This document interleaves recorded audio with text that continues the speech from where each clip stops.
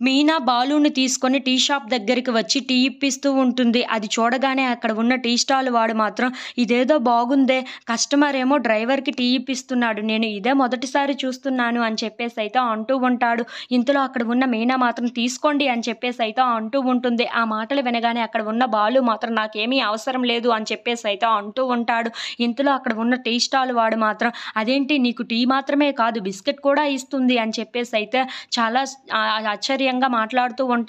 అది చూడగానే అక్కడ ఉన్న వాళ్ళు మాత్రం వాళ్ళిద్దరూ భార్యాభర్తలు. ఆ విషయం నీకు తెలియదు. కాస్త నెమ్మదిగా మాట్లాడు అని చెప్పేసైతే అంటూ ఉంటాడు. ఆ మాటలు వినగానే అక్కడ ఉన్న టీ స్టాల్ వాడు మాత్రం అవునా మీ ఇద్దరు భార్యాభర్తలా? అంటే సరిసగం పంచుకోవాలి కదా! అలాగనే పంచుకోండయితే అని చెప్పేసైతే వాళ్ళిద్దరి వైపు చూస్తూ మాట్లాడుతూ ఉంటాడు. అది చూడగానే అక్కడ ఉన్న బాలు మాత్రం సరే సరే ఇక్కడి నుండి పద అని చెప్పేసైతే మీనాను తీసుకొని వెళ్తూ ఉంటాడు.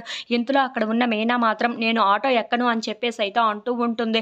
అది చూడగానే అక్కడ ఉన్న వాళ్ళ చెల్లి మాత్రం ఏంటక్కా ఒక ఆటో ఎక్కను అంటే ఎలా అవుతుంది? ఎక్కు అని చెప్పేసైతే ఆటోని ఎక్కిస్తూ ఉంటుంది. ఇంతలో అక్కడ ఉన్న మీనా మాత్రం ఎక్కడ కూర్చోవాలి? ప్లేస్ లేదు కదా! అని చెప్పేసైతే అంటూ ఉంటుంది.